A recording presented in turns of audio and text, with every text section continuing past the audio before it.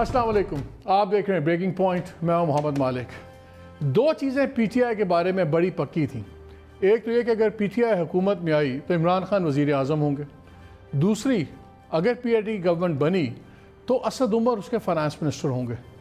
Then we saw a sudden transformation कि 7-8 महीने तकरीबन 8 माह के बाद suddenly there was an unceremonious change in the government.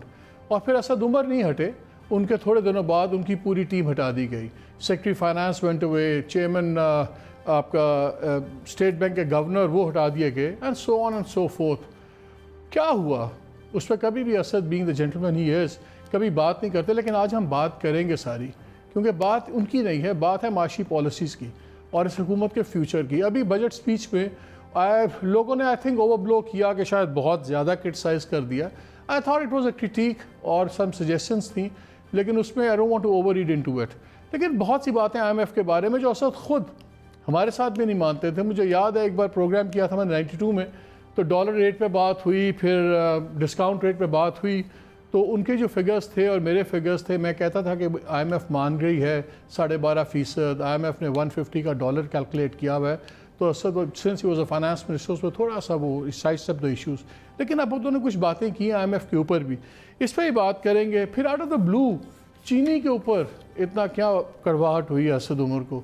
चीनी का गुस्सा है, इंडस्ट्री का गुस्सा है, जहांगीर तरीन का गुस्सा है, किसका है ये भी बात करेंगे। कहते हैं कि जहांगीर तरीन साहब जो थे he was prime mover behind his change. Anyway बहुत सी बातें हैं, सारी बातें करेंगे। So Asad Umar, thank you very much आप आए। मैंने अभी ट्वीट किया था कि मैंने बड़ी कैंडिड डिस्कशन करनी है आपसे, and I hope the answers will be ruthlessly honest and I expect nothing less from you. सबसे पहले ये बताएं, पुरानी बात है लेकिन हमारे लिए नई बात है। अप्रैल में आप गए, आपने बेसिक फ्रेमवर्क भी वर्कआउट कर लिया IMF से, हुआ क्या अचानक, क्यों गए?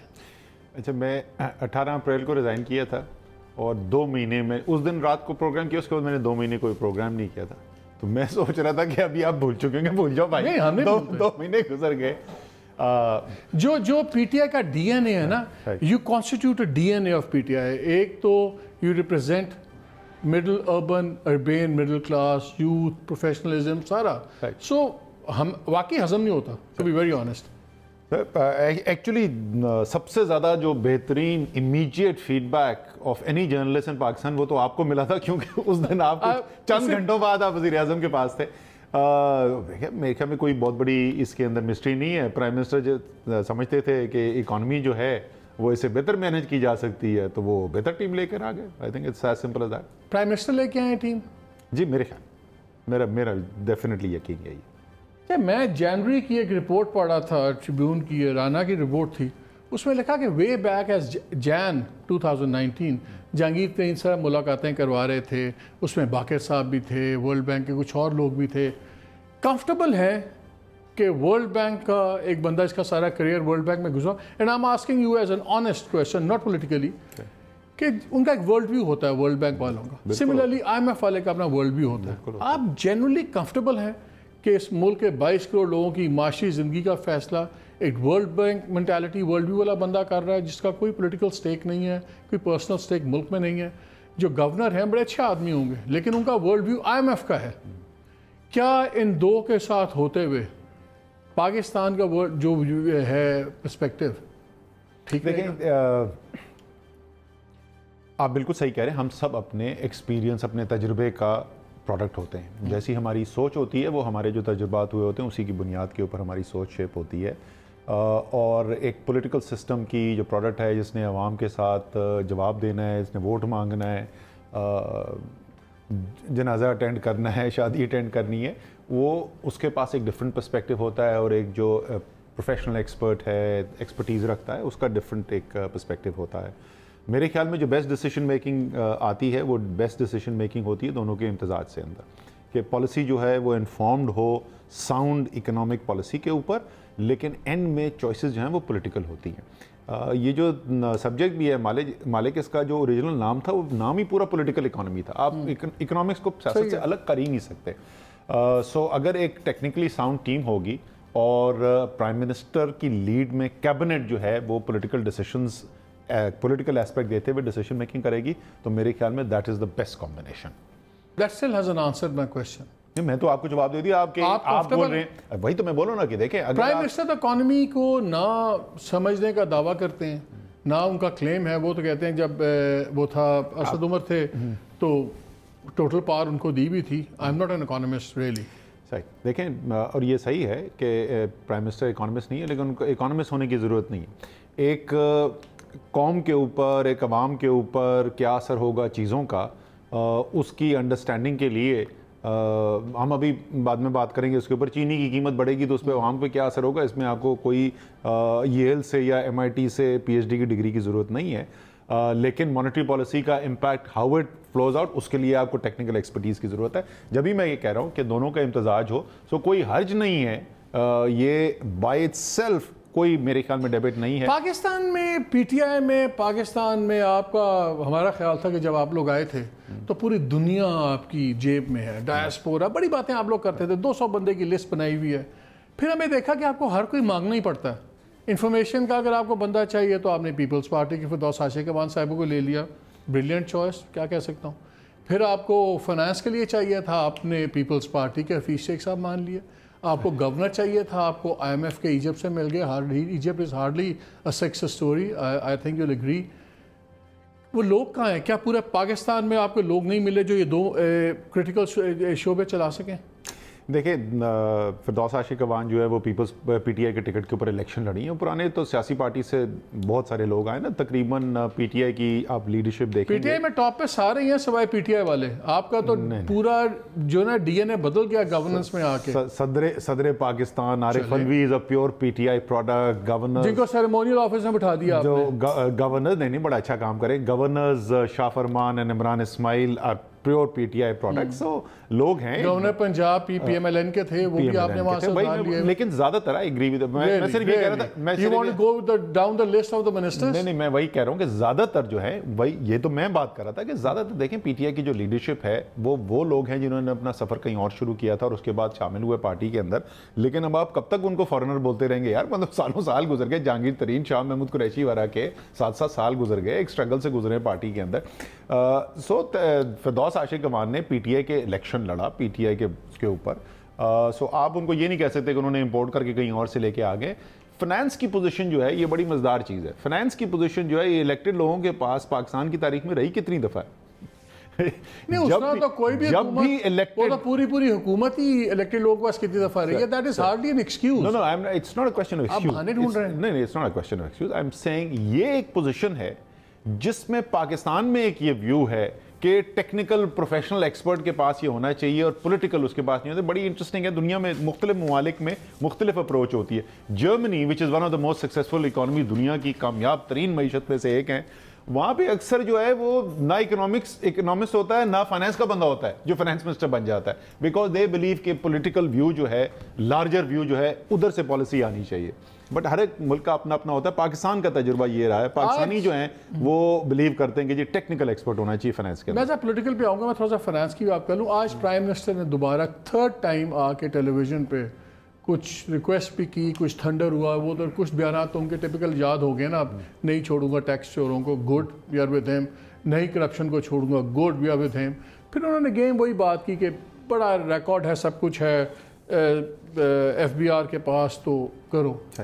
کیا پینک سیٹ ان کر رہا ہے؟ کیونکہ میں یہ فگرز دیکھ رہا تھا, آپ کے سرکاری فگرز ہی ہیں, کہ جون تک تقریباً 250 لوگوں نے, ابھی تک جون 19 تک کوئی 250 لوگوں نے صرف 45 کروڑ روپیہ جمع کروایا. FBR نے انٹرنلی کم از کم 150 ارب سوچا ہوا تھا آئے گا, اور اگر 4.1 ٹریلین کا بھی بجٹ ہو تو ان کو 200 بلین تو صرف اس کے اندر ہی چاہیے تھا. کیا ہوا؟ دیکھیں یہ آپ کی کوئی باتیں لوگوں کا اعتبار آپ کو اٹھنا جا رہا ہے. I'll give you a small example. آپ کے ہوتے ہوئے آپ نے پاکستان بناؤ سرٹیفکیٹس لانچ کیے تھے. آپ لوگوں نے ٹارگٹ کہا تھا کہ ہمیں $500 ملین آئیں گے.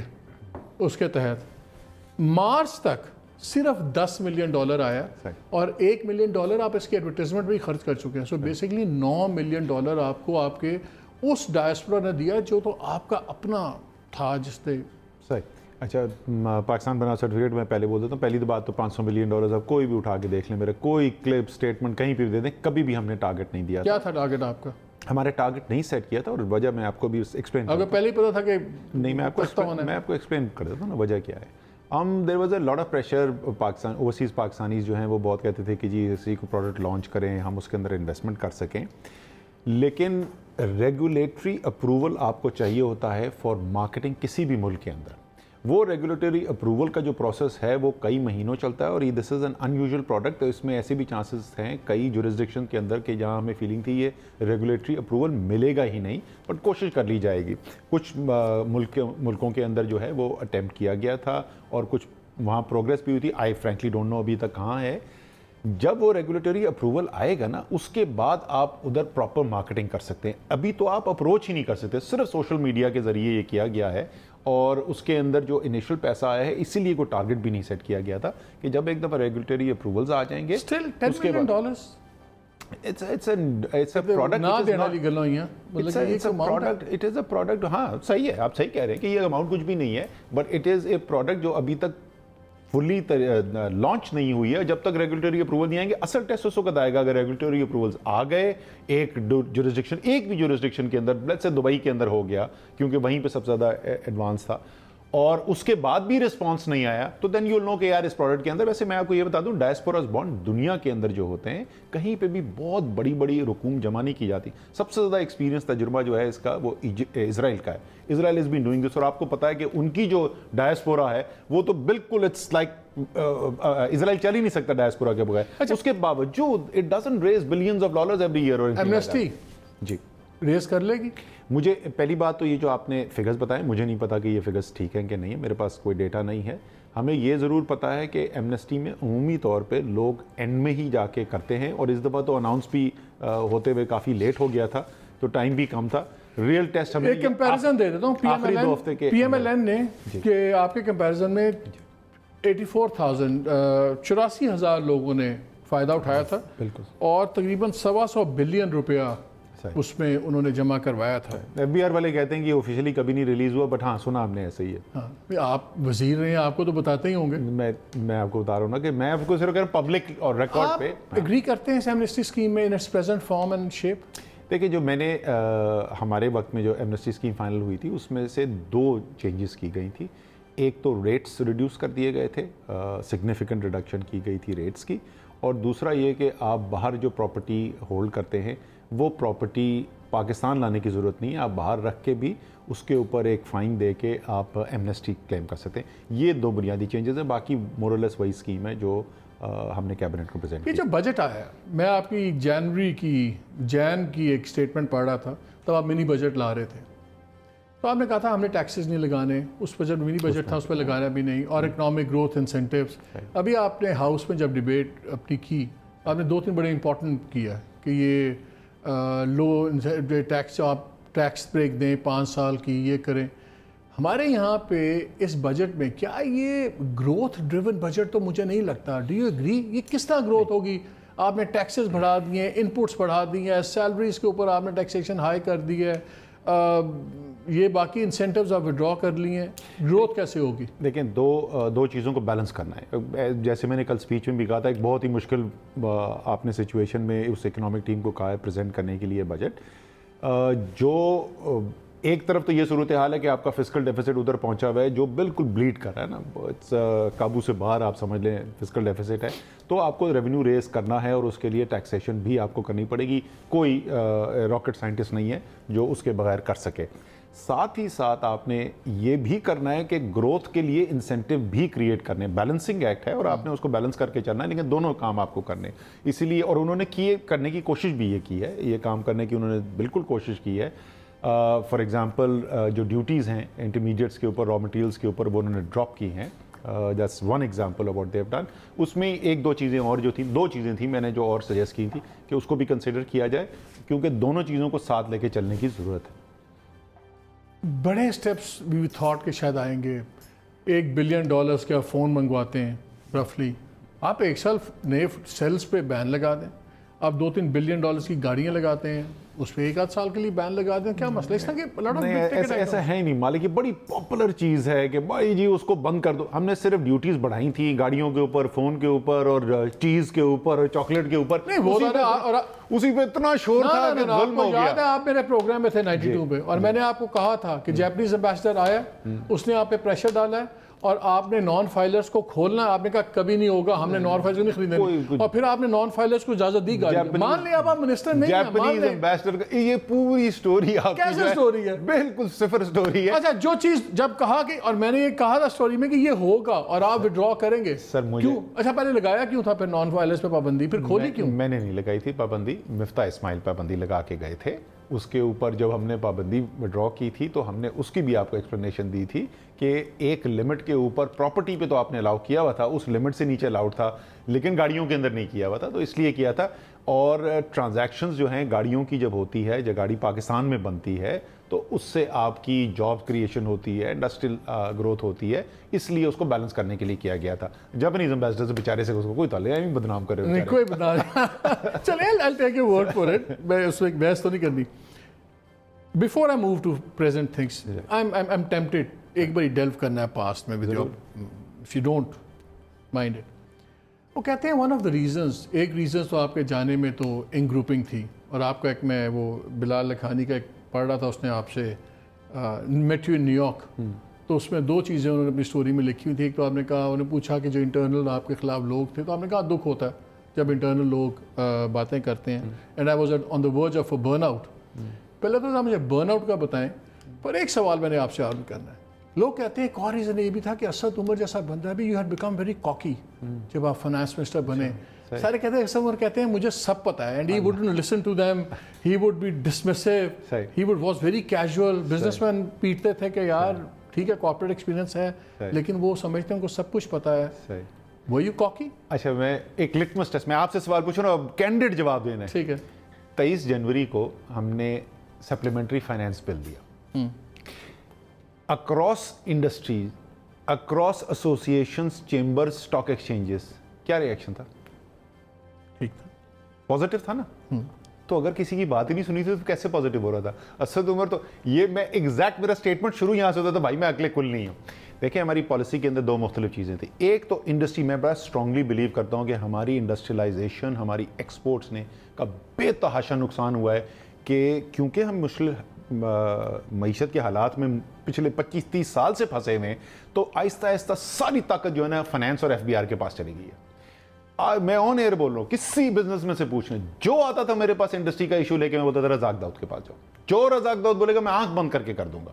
بیکاز میرے خیال میں جاب کریشن, انڈسٹریلائزیشن, ایکسپورٹ اولین ترجیح ہے. اور ایسے ہم نے کئی کیے, رزاق سے آپ پوچھ سکتے ہیں, کیبنٹ میں انہوں نے ایکنالج کیا, اسپیچ میں انہوں نے کہا جی اتنی زبردست سپورٹ نہیں ملی. سو پہلی بات تو زیادہ تر جو بزنس مین کے مسائل تھے, جو انڈسٹری ٹریڈ سے ریلیٹڈ ہوتے تھے, وہ رزاق داؤد کے پاس میں بھیجتا تھا لوگوں کو. میں خود نہیں ایسا کرتا تھا, جو رزاق سے آتی تھی وہ اس کو میں سپورٹ کرتا. بحث ہو جائے گی, وہ تو خود کانفلکٹ آف انٹرسٹ کے بارے میں لوگ ہیں. That doesn't matter.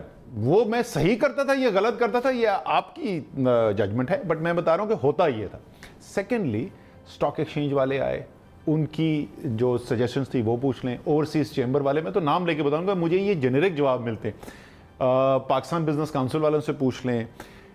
چیمبرز میں 6 مہینے میں مالک, میں نے زیادہ ایز فائنینس منسٹر وزٹ کیے بنسبت اس سے پچھلے 5 سال آپ کل جوڑ لیں. میں چیمبرز میں جاتا تھا, میں کوئٹہ گیا, انہوں نے کہا جی ہم نے 10 سال سے فائنینس منسٹر نہیں دیکھا. میں پشاور گیا, انہوں نے کہا جی ہم نے کوئی 7 سال سے فائنینس منسٹر نہیں دیکھا. میں سیالکوٹ گیا, انہوں نے کہا جی ہم پتہ نہیں کوئی 7 یا 8 سال کے بعد فائنینس منسٹر آئے. میں تو بہت زیادہ آؤٹ ریچ کرتا تھا, اور اس کی وجہ بالکل سمپل ہے, کوئی بھی ایک شخص جو ہے وہ یہ چیزیں سمجھ نہیں سکتا. جنریک الزام لگانے کو بڑا آسان ہے. وہ کیا مجھے میں کہوں کہ مالک نے سوٹ اور ٹائی بڑی اچھی پہنی تھی, اس لیے مجھے لفٹ نہیں کرا رہا. میں شکریہ ادا کرتا ہوں. I'll say thank you very much. Next time you travel abroad, آپ مجھے ٹائی دے سکتے ہیں, کوئی پرابلم نہیں. It will add on. نہیں, آپ نے ایکچولی میں ایک بات کی کہ میری پرائم منسٹر سے اسی دن ملاقات ہوئی, اور میں نے ایک پروگرام میں کہا کہ he was visibly disturbed, اور میں نے ان سے پوچھا کہ میں بڑا ڈپریسڈ ہوں. میں کہا اب لگ رہے ہیں, تو بس یہ وہ. تو میں کہا کیوں, why, what happened؟ یار وہ انہوں نے مجھے کوئی لیکچر دیا 15 منٹ کا ٹیم بلڈنگ پہ, کہ ٹیم لیڈنگ کرتے ہیں. تو مائی ٹیک اوے واز کہ ہی فیلٹ کہ آپ ٹیم نہیں بنا سکے. میں آپ کے 1-2 انٹرویو پڑھا تھا, آپ نے کہا میں نے بڑی کرٹیکل اپوائنٹمنٹس کی. फिर उसके बाद प्राइम मिनिस्टर ने एक जलसे में क्या बात की, I want to come back on that because आपका जाना आना वाकई बड़ा इंपॉर्टेंट है। ख़ास तौर पे आपके जाने से ज़्यादा दुख मुझे उन लोगों का आपके रिप्लेसमेंट के आने का है। I will be very honest with you because आपसे जितने एतराज़ हों, मुझे इस वर्ल्ड व्यू के से सीरियस डिफरेंस है। ज़रा वो प्ले कीजिएगा, खान साहब ने जब एक्सप्लेन कर रहे थे इनका जाना, टीम की चेंजेस का। अच्छे कैप्टन ने मैच जीतना होता है, मैच जीतने के लिए वो अपनी टीम पे नजर रखता है। कई दफा उसको बैटिंग ऑर्डर बदलना पड़ता है, बैट्समैन किसी को ऊपर खिलाना पड़ता है, किसी को नीचे। कई दफा उसे किसी को टीम में निकाल के नए खिलाड़ी को लाना पड़ता है। जो कैप्टन होता है उसका सिर्फ एक मकसद होता है, अपनी टीम को जिताना। अभी भी मैंने अपनी टीम के अंदर बैटिंग ऑर्डर भी चेंज किया और थोड़ी एक आध तब्दीली की है, मैं आगे भी करूंगा।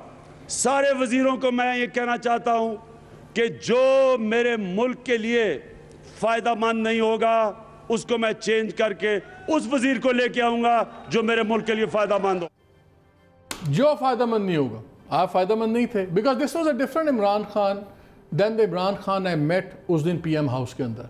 डिफरेंट, ये दो मुख्तलिफ टोन्स थी, दो। ऑल बी ऑनेस्ट, आप तो पीटीआई के मेंबर हैं, आपको 100 लिहाज होंगे, मेरा तो कोई स्टेक पे ही नहीं है, बट ये बड़े दो मुख्तलिफ बयानिए सुने मैंने। और उन्होंने वो सिर्फ एक दफ़ा नहीं, उसके बाद कई दफ़ा, आपको पता है पार्लियामेंट्री पार्टी मीटिंग में ये इशू रेज किया गया था, मैं नहीं था उस मीटिंग में, वहाँ पे भी उन्होंने कहा कि जी वो अभी भी मेरा राइट हैंड मैन है और एक्सेट्रा। मुझे इन्होंने कहा, सॉरी एक चीज़ ऐड कर दो, उन्होंने कहा कि नहीं मैंने उसको लेके आना और मुझे बड़ा ज़रूरी एनर्जी में चाहिए। तो मैं कहूँ कैसे आएंगे अभी आप? नहीं कुछ तो हफ्ते वो बैटिंग ऑर्डर चेंज करने वाली जो बात करें ना, बट मैंने तो आपको पहले कहा था, आपने मुझसे पूछा क्यों चेंज हो, मैंने कहा उनके ख्याल में इकोनॉमी के अंदर बेहतर परफॉर्मेंस हो सकती थी, बेहतर टीम आ सकती थी, बेहतर टीम ले, इसमें व्हाट्स द बिग डील कर रही है। ये तो अभी वक्त पड़ेगा, 2 महीने के अंदर उनको जज करना तो जुल्म होगा। एक तासुर ये दिया गया कि आईएमएफ से डील क्लोज नहीं हुई और फिर 10 दिन में निगोशिएशंस हो गई और डील क्लोज हो गई। 10 दिन में आईएमएफ के साथ डील निगोश हो सकती अगर आपने उनके सामने लेटना नहीं है तो। सर मुझे बता देना, मैं ये होता ना, मैं ज़्यादातर जो चीज़ें सुनता हूँ ना मालिक, वो मैं एक उमूमी बातें सुनता हूँ, एरोगेंट बात नहीं सुनते, डील नहीं क्लोज।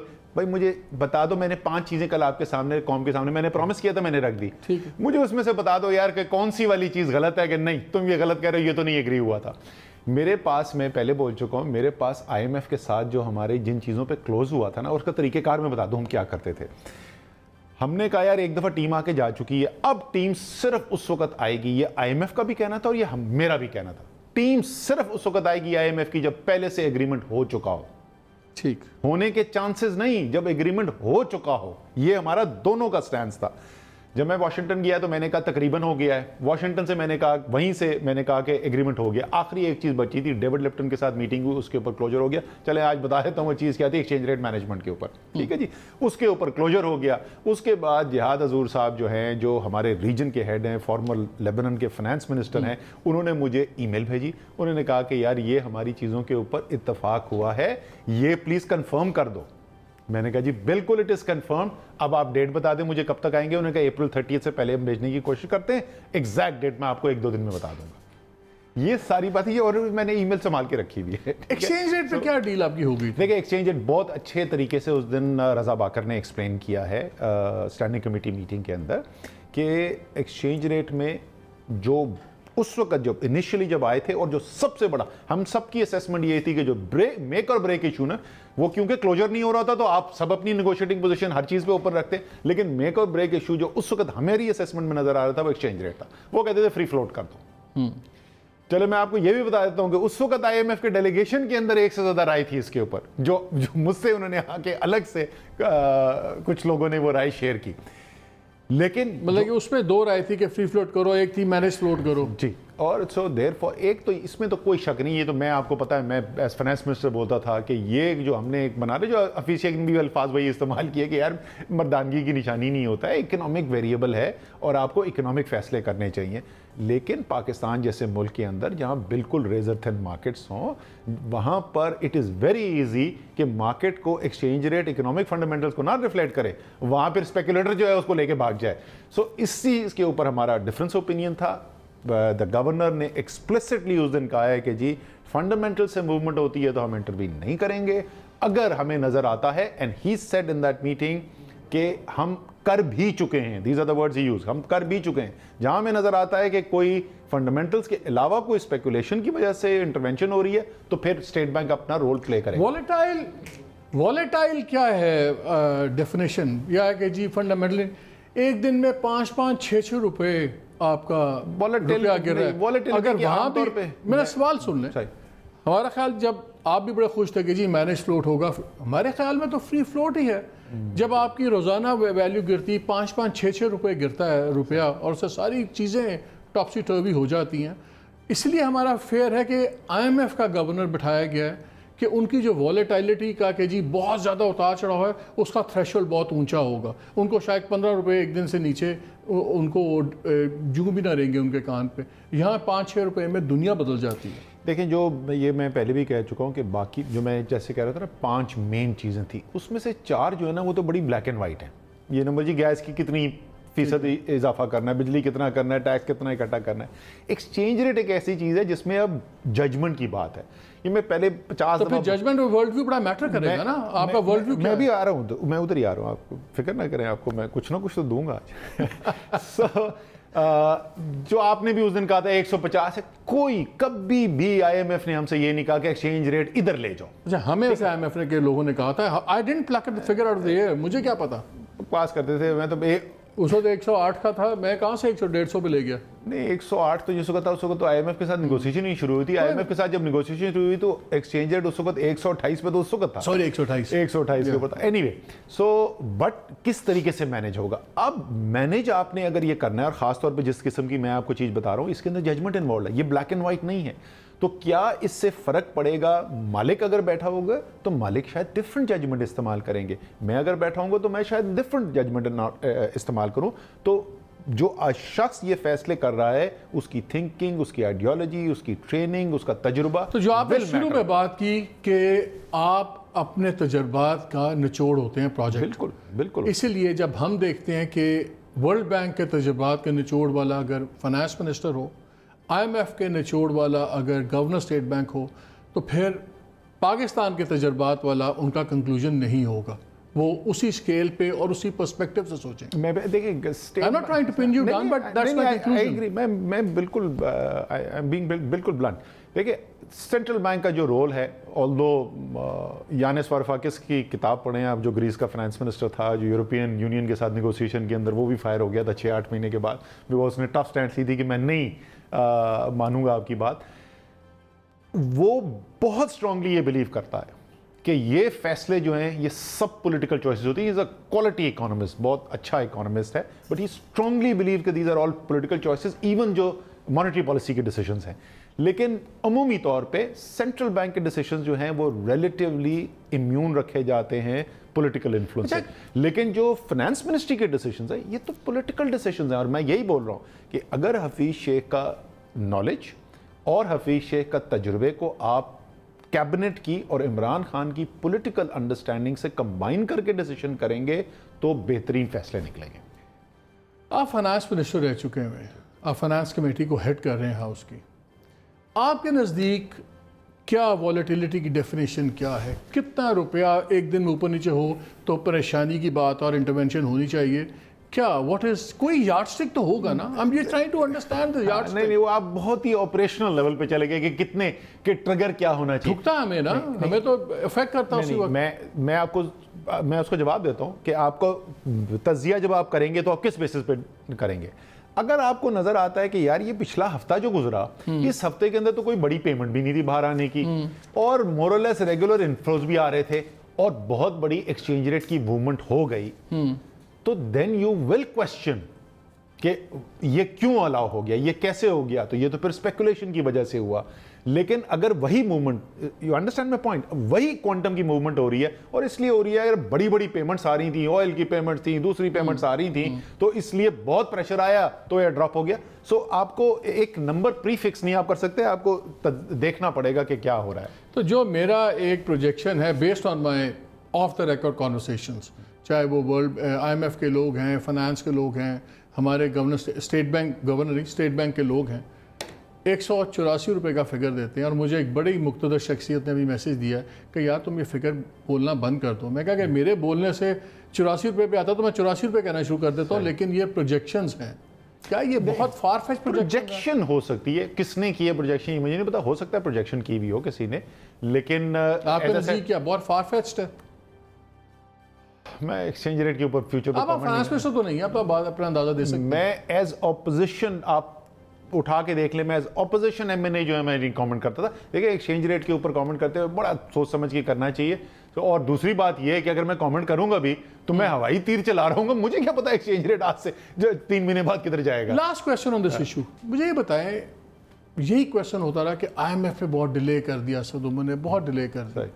آپ نے ایک ایشو بتایا کہ ایک تو ایکسچینج ریٹ کا ایشو تھا، کون سے اتنے اور پرابلمٹک ایشوز تھے کہ 6 ماہ لگ گئے؟ اور بالکل صحیح بات ہے آپ کی اور بڑی جائز بات ہے. میں نے کل 5 چیزیں بتائیں کہ جس کے اوپر جو بنیادی چیزیں تھیں جن کے اوپر آرگیومنٹ ہو رہی تھی. 2 چیزیں کہی جاتی تھیں مالک. ایک تو ہمیں یہ کہا جاتا تھا کہ مارکیٹس ول رن اوے، پتہ نہیں کیا ہو جائے گا مارکیٹس کے اندر، exchange markets will run away from you. ایک یہ بات کہی جاتی تھی. دوسری یہ کہتی تھی کہ جتنی دیر کرو گے نا اتنا زیادہ مشکل پروگرام کرنا پڑے گا. یہی 2 چیزیں کہی جاتی تھی نا جی. پہلی تو مارکیٹس ول رن اوے کا میں آپ کو بتا دوں کہ جس دن میں نے اوتھ لیا ہے تو ہمارے جو اسٹیٹ بینک کے ریزروز تھے، اور اس میں سے اگر میں جو قلیل مدت کے ہمارے قرضے ہوتے ہیں، شارٹس فارورڈ سواپس رن کرتا ہے اسٹیٹ بینک آف پاکستان، جو نیٹ ریزرو میرے پاس ایکچولی اسپینڈ کرنے کے لیے ہیں، وہ اس وقت کے کرنٹ اکاؤنٹ کے خسارے کے 20 دن کے برابر تھے. 20 دن کے کل. جب اسحاق ڈار بنے تھے فائنانس منسٹر 7.5 مہینے کے ریزرو تھے. جس وقت نوید قمر بنے تھے تو 4.5 مہینے کے تھے، سیم ڈیفینیشن کو رکھتے ہوئے. 4.5 مہینے پیپلز پارٹی کی حکومت آئی، 7.5 مہینے مسلم لیگ نون کی حکومت آئی، 20 دن جس دن تحریک انصاف کی حکومت آئی. جس دن مارچ 31 تک ہے، بیکو دن بیچ میں 18 اپریل کا تو نہیں میں آپ کو بتا سکتا، مارچ 31 کو وہ 4.5 مہینے پہ بلڈ ہو چکے تھے. پہلی بات تو مارکیٹ ول رن اوے. دوسری جو چیز ہے آپ کو میں نے بتایا، بجلی کی قیمت آئی ایم ایف کی ڈیمانڈ نومبر کی جو تھی وہ ایکویولنٹ بنتی تھی تقریباً 50% اضافے کے. وہ اضافہ جو ہے 11% کا بھی اناؤنس ہوا ہے، شاید 3 سے 4% ان کو اور کرنا پڑے، 11 سے 15% کے درمیان، 1/3 سے بھی کم. گیس کی قیمت کا اضافہ جو ہے وہ اس وقت 94% جو ایکسٹریم کیس وہ لے رہے تھے وہ 94% بنتا تھا. اس سے ابھی اناؤنس نہیں کیا ہے، اناؤنس ہو جائے گا میرے ایسٹیمیٹ کے لحاظ سے کوئی 1/4 کے قریب اس کے ہوگا. یہ اتنا کم ہو گیا. بجٹ کا جو ٹارگٹ وہ سیٹ کر رہے تھے وہ 13.2% جی ڈی پی کا رکھنا چاہتے تھے، ہم نے ابھی 12.6% پہ بجٹ پریزنٹ ہوا. 250 ارب روپے کا وہاں پہ فرق پڑ گیا ہے. اور چوتھی چیز پالیسی ڈسکاؤنٹ ریٹ، اس وقت 9% تھا، انہوں نے کہا تھی 6% فوری طور پہ فرنٹ اینڈ بڑھا دیں تو 15% پہ لے جائیں. آپ کی سپیچ کا ایک میں شکر گزار ہوں. میں نے اپنے ایک پروگرام میں دعویٰ کیا تھا کہ آئی ایم ایف 20-21% پہ شرح سود دیکھنا چاہتی ہے. بالکل 20-21 پہ مجھے لوگوں نے بڑی سنائی وہ تھی، آخری چیز آپ نے کل کر دیا. بالکل صحیح. اور وہ میں بتا دوں، میں صرف ایک چیز کل بتانا بھول گیا تھا، اچھا مجھے موقع مل گیا. جو وہ پرسکرائب کر رہے تھے اس کا نتیجہ وہ خود کیا فورکاسٹ کر رہے تھے. 19% پہ جون میں ہونی تھی افراط زر، 19%، اس وقت 9% ہے، آدھی سے بھی کم ہے. اور 1.9% شرح نمو تھی اکانومی کی، معیشت کی، جو 3.3% ہے، تو تقریباً آدھی اس سے.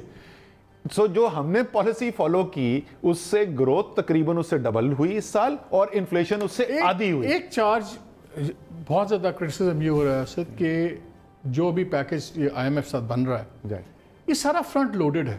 پہلے سال میں سارا بوجھ ڈال دیا اکانومی پہ، لوگوں پہ. کیا یہ سٹیگر نہیں ہو سکتا تھا؟ یہ سٹیگر ہونے کے بعد ہے، یہ سٹیگر ہونے کے بعد ہے، لیکن بنیادی طور پہ بات پھر بھی بڑا ہیویلی فرنٹ لوڈڈ ہے ابھی بھی. مالک وہ بولتے کیا تھے؟ 2 چیزیں ہمیں بولتے تھے. ایک تو ہمارے سامنے یہ جو میں آپ کو ڈیٹا بتا رہا ہوں نا 20 دن والا، یہ ڈیٹا وہ ہمارے سامنے رکھتے تھے. وہ بولتے تھے کہ یار پاکستان کی تاریخ میں کبھی ایسی حالت ہوئی ہے بیلنس آف پیمنٹ کرائسس کا. میں سن رہا تھا نوید قمر کہ ہم بھی آئے تھے تو مشکل حالات، اس میں تو کوئی شک نہیں، ان کو بھی مشکل ملے تھے، اسحاق ڈار کو بھی مشکل ملے تھے. اس کا اشر اشیر بھی مشکل نہیں تھا جو اس وقت تھا، اور یہی آئی ایم ایف ہمارے سامنے ڈیٹا رکھتا تھا. دوسری چیز وہ کیا کہتے تھے؟ وہ کہتے تھے، اور یہ برا لگتا ہے بولتے ہوئے بھی، ان کو تو ہم بہت سناتے تھے، وہ کہتے تھے تم لوگ جھوٹے ہو پاکستانی، تم نے پہلے جتنی بھی کمٹمنٹس کی ہیں تم کبھی پورے نہیں کرتے. وہ پچھلی دفعہ پروگرام اس لیے پورا ہو گیا کہ 13 ویور دے دیے ہم نے تمہیں، تمہاری بات کا یقین ختم ہو گیا آئی ایم ایف کے بورڈ کے اوپر، اس لیے پہلے کرو گے تو پھر آگے چلیں گے معاملہ. یہ وجہ ہے فرنٹ لوڈنگ کی. بجٹ ابھی آئے ہو جائے گا اپروف، پھر میں نے بریک لینا، اس کے بعد آ کے میں آپ سے جہانگیر ترین اور شوگر ملز کی بات کروں گا، شوگر کا. لیکن ہم نے پاکستان میں منی بجٹ کا لفظ سنا، اور وہ سنا یہ کہ جب آپ آئی ایم ایف پروگرام میں جاتے ہیں تو ہر 3 ماہ بعد آپ کا ایک ریویو ہوتا ہے. اب شارٹ کمنگز ہونی ہے اس میں ڈیفینیٹلی. خود ان کے اندازے کہتے ہیں کہ 5.5 ٹریلین تو ہم 5500 کھرب ہم کہاں سے یہ کریں گے. تو پھر منی بجٹ آئے گا, کچھ ٹارگیٹ تو میٹ نہیں ہوں گے, پھر ایک نیا ویو چلے گی. کتنے منی بجٹ آئے گے؟ بہت مشکل ٹارگیٹ ہے اور شبر زیدی کے اوپر بہت بڑا چیلنج ہے. ٹاپ پروفیشنل ہے پاکستان کا, لیکن بہت بڑا چیلنج ہے اس کے سامنے. اور کوارٹرلی ریویوز ہوتے ہیں. کوارٹرلی ریویو کے بعد یہ بھی ہو سکتا ہے کہ وہ ایڈیشنل ٹیکسیشن میجر کرے, ہو سکتا ہے ٹارگیٹ بھی ریوائز ہو, دونوں کام ہو سکتے ہیں, ہو سکتا ہے دونوں چیزیں ہوں. تو وہ تو دیکھنا پڑے گا کہ جیسے ہم جاتے ہیں. لیکن آپ کو بریک پہ جانے سے پہلے میں یہ دیکھ لوں کہ کل شام سے میں دیکھ رہا تھا, جس طرح آپ بول رہے تھے نا پہلے شروع میں ابتدائیے میں, مجھے بھی لگتا ہے کہ جہانگیر ترین کے دوست جو ہے نا, دوست میڈیا میں بہت سارے ہیں, کل شام سے میرے کندھے پہ لگا کے اس کے اوپر بندوق فائرنگ کرے چلے جا رہے ہیں. آپ واپس آئیں گے تو اس پہ تفصیل سے بات کرتے ہیں. نہیں چلیں یہیں پہ ایک بریک لیتے ہیں. ان دا مین ٹائم ناظر صاحب آپ کو ایک فگر آپ سے شیئر کرتا جاؤں کہ پالیٹکس کا اور شوگر کین کو ویسے ہی پولیٹیکل کراپ کہتے ہیں, بڑا گہرا تعلق ہے. قریباً اس وقت 90 کے قریب ملز ہیں, جس میں سے 38 ملز جو ایسی ہیں وہ ان لوگوں کی ہیں جن کا پالیٹکس سے ڈائریکٹلی تعلق ہے. انڈائریکٹلی کریں تو یہ تقریباً آلموسٹ 75% ملز بن جاتی ہیں, لیکن ڈائریکٹلی جو سا ہے اور پروڈکشنز کے لحاظ سے یہ قریباً 46% ٹوٹل پروڈکشن کا یہ کرتے ہیں. اور ترین صاحب اس لیے ہمیں بہت میٹھے لگتے ہیں کہ ان کا لاسٹ بزنس ریکارڈر کی رپورٹ کے مطابق کوئی 11 سے 12% تھا, تب ان کی 5 ملیں تھیں. اب اطلاع ہے کہ شاید ایک 6ٹی مل بھی لے لی ہے, تو وہ شاید جو ٹوٹل نیشنل پروڈکشن شوگر کا ہے اس کا کوئی 20% شاید ان کی چلی جائے پروڈکشن. بہرحال گڈ لک ٹو ہیم. لیکن پتہ یہی کرنا ہے کہ ان کا اور اسد عمر کا کانفلکٹ تھا کیا, شاید یہ بتا دیں ہمیں. اس بریک کے بعد ہمارے ساتھ رہیے گا.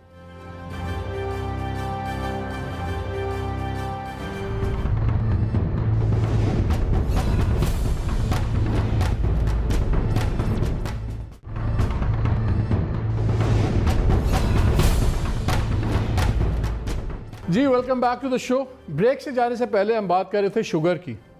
آپ نے کیا ہے جہانگیر ترین صاحب کے الیجڈ جن کے اوپر الزام لگتا ہے کہ وہ آپ کی لابی تھی خلاف آپ کی, ان پہ غصہ نکالا آپ نے؟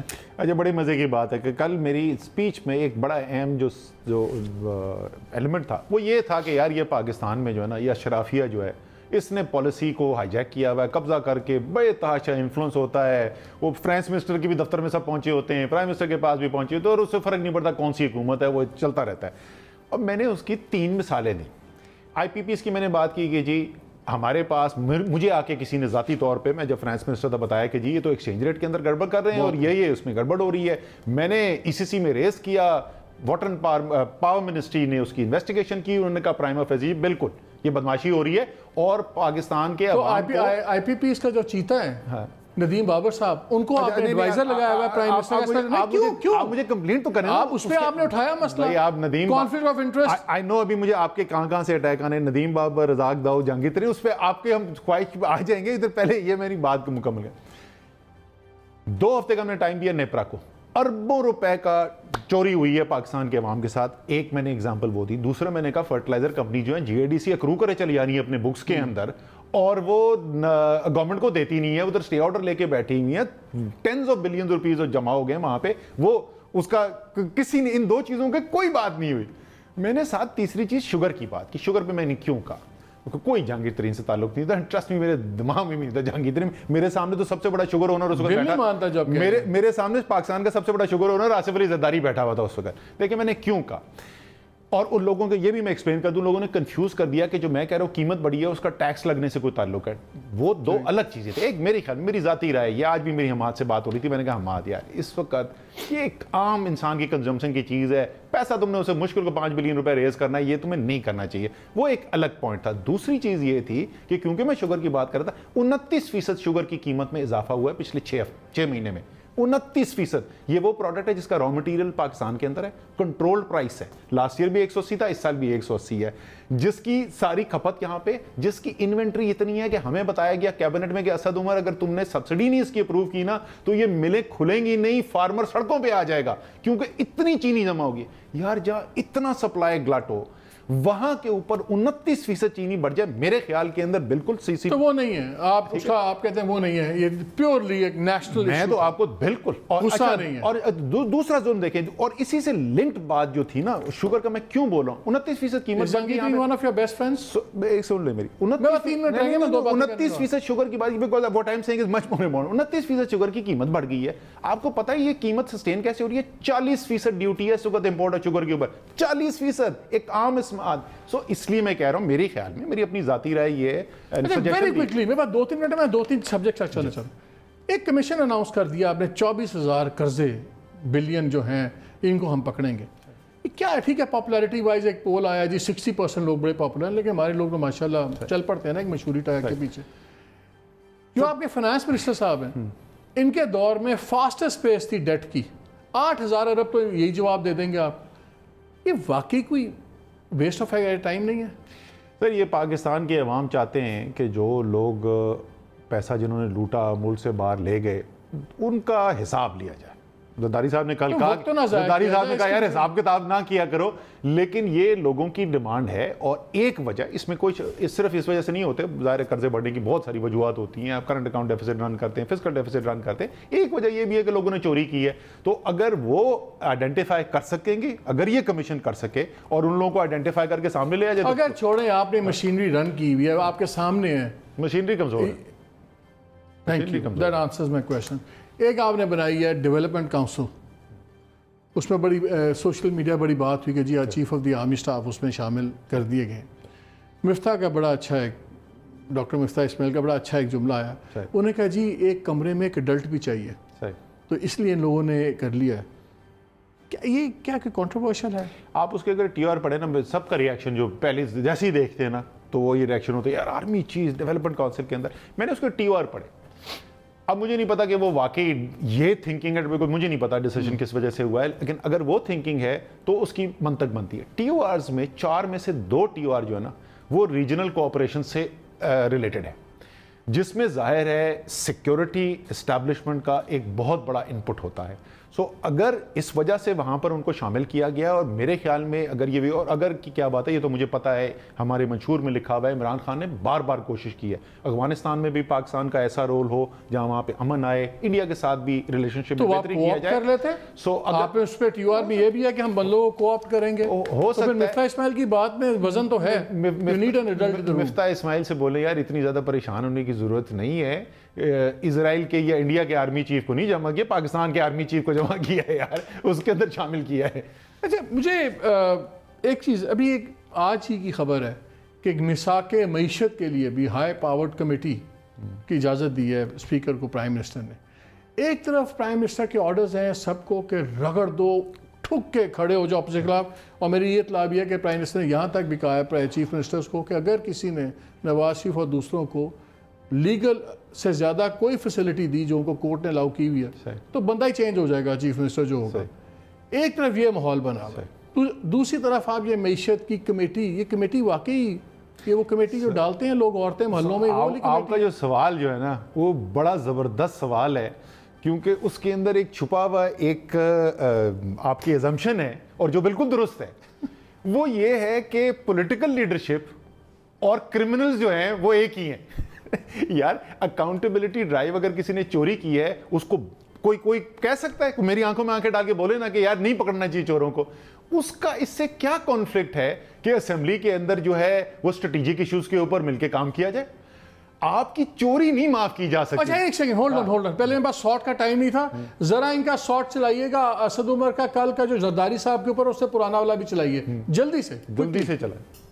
अगर किसी जज से सवाल पूछो तो आइन की हुक्मरानी के ऊपर हमला, किसी जर्नैल से सवाल पूछो तो कौमी सलामती के ऊपर हमला, किसी मौलवी से सवाल पूछो तो इस्लाम के ऊपर खतरा, और किसी सियासतदान से सवाल पूछो तो जमहूरियत पे खतरा। ये नहीं चल सकता।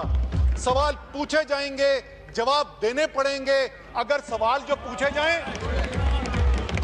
सवाल पूछे जाएं तो आप इमरान खान की तरह खड़े होकर 27 साल की मनी ट्रेल रख दें, दस्तावेजात रख दें, तो आप बरी हो जाएंगे।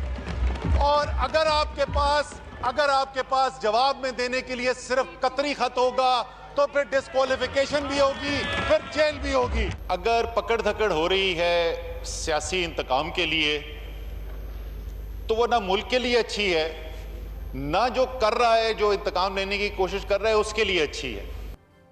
10 جون ایسی کی تیسی تلوار نکلی ہوئی ہے, 20 جون اگر ہو رہی ہے. یہ ماڈریٹ سڈنلی اتنا پیار محبت اور اگر کہاں سے آ گیا؟ یہ بتاؤ کہ یہ پیچھے گرے کیوں ہے بیک گراؤنڈ؟ یہ تو پیلا ہونا چاہیے تھا. زرد صحافت کی بہترین نشانی. پورا سناؤ نا, آگے کیا کہا تھا؟ آج نیشن اخبار میں ہیڈنگ لگی ہوئی ہے جو آگے میں نے کہا تھا. میں نے یہ کہا تھا بھائی جان اگر جرم کیا ہے تو سزا کاٹنی پڑے گی. اچھا لاسٹ 60 سیکنڈز کیبنٹ میں واپس آ رہے ہیں.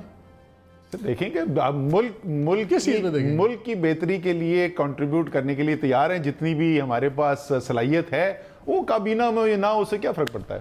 تو پھر اسٹینڈنگ کمیٹی کے چیئرمین بنے, وہ کہتے ہیں اسد عمر از اے بیٹر مین, جو لٹ لے کے بیٹھ گئے ہیں اسٹینڈنگ کمیٹی کے چیئرمین بن کے کہ اب میں فائنانس والوں کو ضد کر دوں, بدلا کروں گا سارا. اچھا ایک میٹنگ ہو چکی ہے نا, تو کیا ہوا اس میں؟ یہ بڑے میں نے دیکھا کہ لوگ آئے تھے اس دن امید سے کہ آج اسد عمر جو ہے نا وہ پتہ نہیں کیا کرے گا. کیا ہوا اس کے اندر؟ کوئی ایسا ارادہ نہیں ہے. میں وہی بات کر رہا ہوں نا کہ میری جو صلاحیت ہے, نالج ہے, ایکسپیرینس ہے, اس کی کنٹریبیوٹ کرنا ہے. اسٹینڈنگ کمیٹی میں بڑے اسٹرانگلی بلیو کرتا ہوں جمہوریت کا پلر جو ہے نا, کور جو ہے وہ پارلیمنٹ ہے, اور پارلیمنٹ کے اندر کمیٹیز جو ہیں وہ اصل جان ہیں. سو اگر کمیٹی آپ اچھے طریقے سے چلائیں, اس کے اندر کنٹریبیوشن کریں, تو یہ بڑی contribution. Will you protect people's interest کے party's interest as committee chairman? سر اگر کانفلکٹ ہو, مجھے اس میں کوئی شک ہی نہیں ہے, ایک رتی برابر شک نہیں ہے. اگر کانفلکٹ ہو پاکستان کے عوام کے انٹرسٹ میں اور میرے پارٹی کے انٹرسٹ میں, 10 میں سے 10 دفعہ میں وہ پوزیشن لوں گا جو میرے خیال میں عوام کے لیے بہتر. آخری کویسچن پھر اسی بات سے, on a scale of 1 to 10 us budget کو کہاں دیکھتے ہیں آپ؟ میرے خیال میں جس کنڈیشن میں انہوں نے دیا ہے, میں کم سے کم 7 نمبر دوں گا. کم سے کم کہ زیادہ سے زیادہ؟ نہیں, کم سے کم 7 نمبر دوں گا. بہت مشکل وقت تھا مالک, بہت مشکل ان کے سامنے کنڈیشن تھی, and I think by and large انہوں نے اس کو پورا کرنے کی کوشش کی ہے. Asad Umar thank you very much for being there. ناظرین میں سمپل ایک ہی ٹیک اوے کرتا ہوں آپ کے لیے جو میرا, اور میں اس پہ ایگری کرتا ہوں کہ بندہ اپنے تجربات کا ایک پروڈکٹ ہوتا ہے, اور جب وہ تجربے دیکھتا ہوں تو میں تو ذاتی طور پر بہت انکمفرٹیبل ہوں کہ ورلڈ بینک کے تجربات کا پروڈکٹ اور IMF کے تجربات کا پروڈکٹ ہمارا گورنر اسٹیٹ بینک ہے اور ہمارے فائنانس منسٹر ہیں. مجھے اس ایکویژن میں پاکستان کی عام لوگوں کی پولیٹیکل اکانومی نظر نہیں آتی. جو بھی کہیں Asad Umar, these are his views, these are mine. اجازت دیجیے, اللہ حافظ.